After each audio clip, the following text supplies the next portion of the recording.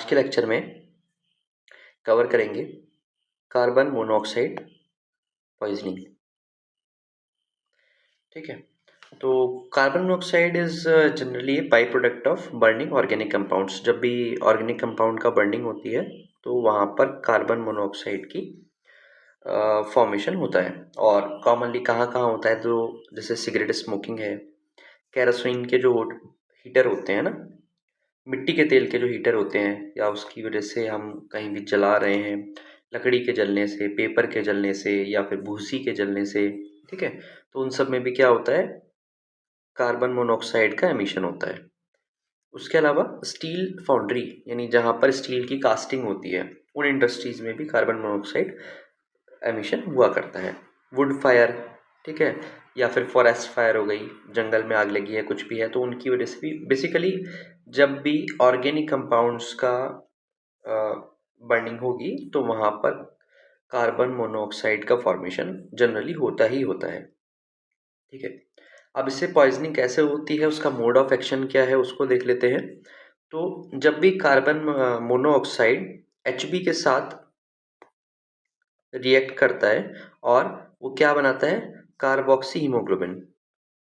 ठीक है, क्या बनाता है, कार्बोक्सी हीमोग्लोबिन। अभी इसको फ्लो चार्ट के फॉर्म में समझते हैं कि एक्चुअल में क्या क्या प्रोसेस होती है, कैसे टॉक्सिसिटी का मोड ऑफ एक्शन जो है वो किस तरीके से आता है। तो कार्बन मोनोऑक्साइड जो गैस है वो इनहेल की, ठीक है, जैसे क्या होता था ना पुराने टाइम में, कोयले की अंगीठी जलती थी, है ना, हाथ तापने के लिए। तो सर्दियों में जब अंगीठी होती थी, उसको कई बार क्या रहता था कि घर में कमरों के अंदर रख लेते थे, विंडोज़ वगैरह बंद करके। तो उसकी वजह से इस तरीके का बहुत बार इंसिडेंट्स हुए हैं, जब जो भी फैमिली रहती थी वहाँ पे वो मृत पाई जाती थी या फिर उनकी डेथ हो जाती थी। तो उसका रीज़न जो था वो CO पॉइजनिंग की वजह से या कार्बन मोनोऑक्साइड की पॉइजनिंग की वजह से ही हुआ करता था। कि अंगीठी की वजह से, जो उन्होंने अलाव जलाया हुआ है, जो अंगीठी जलाई है, उसकी वजह से क्या हुआ, वहाँ पर कार्बन मोनोऑक्साइड रिलीज हुई और उस रूम में, क्योंकि कोई और वेंटिलेशन का सोर्स नहीं था, तो उसकी वजह से वहाँ पर वो टॉक्सिसिटी कॉज करती थी। तो क्या होता है, इनहेलेशन हुआ कार्बन मोनोऑक्साइड का। तो कार्बन मोनोऑक्साइड क्या होगी, जब इनहेल करेंगे तो लंग्स में एंटर होगी। ठीक है, लंग्स में एंटर होके क्या होगा, वो डिफ्यूज हो जाएगी ब्लड में, ब्लड में पहुंच गई। अब ब्लड में क्या होगी, ब्लड में वो बाइंड हो जाएगी किसके साथ, Hb के साथ, वो अपनी बॉन्डिंग शो करेगी। ठीक है, और क्या बना लेगी, वो बना लेगी COHb, that is carboxy haemoglobin. ठीक है, क्यों बनाती है, क्योंकि जो कह सकते हैं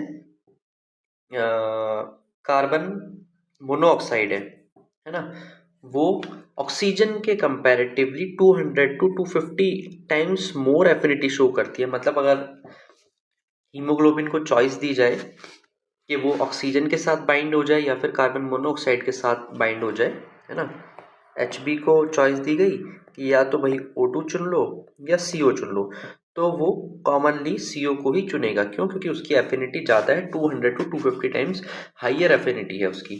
ठीक है, जिसकी वजह से क्या होगा, अब Hb की जो जगह थी जिससे O2 आके ज्वाइन होना था, वो किसने ऑक्यूपाई कर ली, CO ने ऑक्यूपाई कर ली, जिसकी वजह से क्या होता है, O2 कैरिंग कैपेसिटी जो होती है ब्लड की, वो रिड्यूस हो जाती है, रिड्यूस O2 कैरिंग कैपेसिटी। ठीक है, उसकी वजह से क्या होने लगेगा भाई, इसकी वजह से होगा हमारा टिश्यू में हाइपोक्सिया जनरेट होने लगेगा। ठीक है, हाइपोक्सिया होने लगेगा। अब हाइपोक्सिया होगा तो क्या होगा, ATP प्रोडक्शन इन सेल्स, जो ATP का प्रोडक्शन होगा सेल्स में वो डिक्रीज हो जाएगा। ठीक है ना, वो कम होने लगेगा। और क्या होगा, अब ऑक्सीजन तो पहुंच नहीं रही है, जिसकी वजह से क्या हो जाएगा, एनारोबिक मेटाबॉलिज्म स्टार्ट हो जाएगा। और एनारोबिक जब मेटाबॉलिज्म स्टार्ट होता है तो जनरली किसकी, लैक्टिक एसिड का फॉर्मेशन होता है, तो लैक्टिक एसिडोसिस स्टार्ट होने लगेगा। और यही लैक्टिक एसिडोसिस फर्दर फिर, क्योंकि अमाउंट जब बहुत ज़्यादा बढ़ेगा तो इसकी वजह से क्या होगा, वाइटल ऑर्गन्स का डिस्फंक्शन होना स्टार्ट करेगा। और ऑक्सीजन का ऑलरेडी हाइपोक्सिक कंडीशन है, तो ब्रेन के जो टिश्यूज़ हैं, जो हार्ट के कार्डियक मसल्स हैं, उनको प्रॉपर जो हमारा ऑक्सीजन है वो नहीं मिल पाएगा, और वो सबसे जल्दी इसमें अफेक्ट होते हैं। और उसके बाद में जो क्लिनिकल मैनिफेस्टेशन है, जो साइन एंड सिम्टम्स हैं, वो उसमें आने स्टार्ट हो जाएंगे। तो ये क्या था, ये था इसका मोड ऑफ एक्शन, के किस तरीके से कार्बन मोनोऑक्साइड अपनी टॉक्सिसिटी शो करती है, किस तरीके से उसका मोड ऑफ एक्शन होता है टॉक्सिसिटी के लिए। अच्छा, नेक्स्ट आता है फिर साइंस एंड सिम्टम्स। ठीक है, तो सबसे पहले क्या होगा भाई, उसमें क्या क्या चीज़ें देखने को मिल सकती हैं, तो हेडेक, डिजीनेस, ड्राउजीनेस, है ना, चक्कर आना, सिर में दर्द होना, नींद आना। क्यों, क्या हो रहा है, ये सारे के सारे लक्षण किस चीज़ के हैं, अगर आप ध्यान देंगे तो ये लक्षण हमारे आते हैं हाइपोक्सिया वाली कंडीशन के। ठीक है, हाइपोक्सी कंडीशन के ये सिम्टम्स हुआ करते हैं। उसके अलावा नोजिया होगा, ड्राई माउथ होगा। ठीक है, क्योंकि जनरली ड्राई माउथ किस वजह से मिलता है कि नेजल से जो अमाउंट ऑफ ऑक्सीजन है वो उसको कंपनसेट करने के लिए माउथ ब्रीदिंग स्टार्ट हो जाती है और उसकी वजह से ड्राई माउथ मिलने के चांसेस रहते हैं। अच्छा, उसके अलावा चेरी रेड स्किन और म्यूकोजा, ये एक इसका बहुत इंपॉर्टेंट साइन है। क्या होता है, ब्लड का चेरी रेड कलर हो जाता है, तो उसी की वजह से जो म्यूकोसा होता है, स्किन होता है, उसका कलर भी कैसा रहता है, चेरी रेड कलर का हो जाता है। नेक्स्ट इज मस्कुलर फैसिकुलेशन, यानी क्या हो जाएगा, एक तरीके से मसल्स की ट्विचिंग होने लगेगी, है ना, वहां से एक छोटा सा मसल्स में क्या होने लगेगा, कंपन होने लगेगा, ट्विचिंग होने लगेगी, क्योंकि ऑक्सीजन की ऑलरेडी डेफिशिएंसी है ना, टिश्यू हाइपोक्सिया होने स्टार्ट हो गया उसकी वजह से। और क्या मिलता है, टैकीकार्डिया मिलता है, डायलेटेड प्यूपिल मिलता है, और क्योंकि हाइपोक्सी कंडीशन है तो मेंटल स्टेट जो होगी वो अल्टर्ड हो जाएगी, उसको समझ नहीं आएगा क्या करें, क्या क्या करना है, कन्वर्जन्स भी उसको आ सकते हैं, और उसके बाद में वो कॉमा स्टेज में पहुंच सकता है। लेबोरेटरी इन्वेस्टिगेशन अगर इसमें बात करें तो जनरली इसमें हमें क्या क्या देखने को मिल सकता है, तो blood grossly appears in the abnormal red colour. ठीक है, कार्बोक्सी हीमोग्लोबिन का जो एक कंसंट्रेशन होगा वो एलिवेटेड मिलेगा। ठीक है, और ल्यूकोसाइटोसिस होगा। ठीक है, और इसमें एक और इम्पॉर्टेंट पॉइंट है क्या, कि ये हमारा जो सीओ पॉइजनिंग होती है ना, वो बेसिकली किस में आती है, एस्फेक्सियल पॉइजनिंग में आती है, एस्फेक्सियल टॉक्सिसिटी में आया करती है। ठीक है, चलिए नेक्स्ट आता है हमारा क्या है इसमें, मैनेजमेंट। मैनेजमेंट देखते हैं, जनरल इसमें मैनेजमेंट क्या होता है। तो सबसे पहले क्या करना है, अगर जो भी सीओ पॉइजनिंग का जो भी साइट है जहाँ पर उसको इस चीज़ का एक्सपोजर हो रहा है, आप सबसे पहले पेशेंट को वहाँ से दूर करिए। तो immediately removal from the site of exposure, के एक्सपोजर का जो भी साइट है वहाँ से उसको दूर ले जाइए। उसका एयरवे है उसको क्लीन करें, यानी ABC आपको चेक करना है, ABC। ठीक है, वो चेक करना है, एयरवे को क्लीन करना है, और अगर कोई ऑब्स्ट्रक्शन है तो उस ऑब्स्ट्रक्शन को भी रिमूव करना है। उसके बाद जब इमरजेंसी में आप उसको दे रहे हैं तो आप क्या करना है, 100% O2 उसको मेंटेन करनी है। कब तक करनी है, जब तक कार्बोक्सी हीमोग्लोबिन रिड्यूस हो जाए लेस देन 5%। ठीक है, और जनरली ये दी जाती है नॉन रीब्रीथेबल मास्क के थ्रू। उसके अलावा IV फ्लूइड्स उसको देने हैं।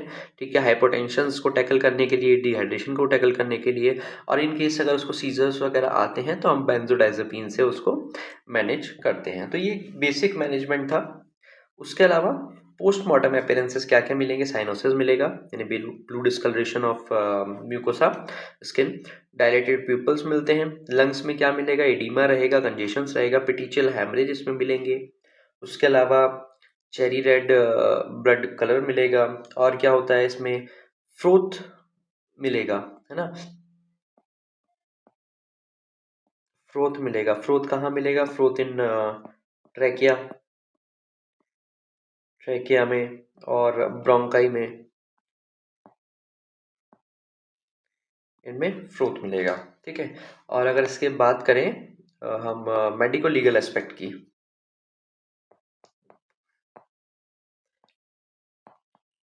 मेडिको लीगल एस्पेक्ट, तो मेडिको लीगल एस्पेक्ट में जनरली जो इसका देखा जाता है वो एक्सीडेंटली ही इसको, ये मोस्ट कॉमन इसका जो है वो एक्सीडेंटली ही इसका इनटेक होता है, मतलब इसकी जो टॉक्सिसिटी होती है वो एक्सीडेंटली होती है। होमिसाइडल और सुसाइडल टेंडेंसी में बहुत रेयर देखने को मिलता है, जनरली जो मिलता है वो एक्सीडेंटली। और उसका मैंने एक एग्जांपल बताया था कि जो हमारे ग्रामीण क्षेत्र हैं उनमें इसकी अंगीठी को जलाकर और उसको फिर वो रूम में रख लेते थे, जिसकी वजह से एयर वेंटिलेशन अगर हैम्पर होता था तो वहाँ पर CO टॉक्सिसिटी की वजह से उनकी डेथ हो जाती थी। तो ये थे मेजर पॉइंट हमारे कार्बन मोनोऑक्साइड पॉइजनिंग के।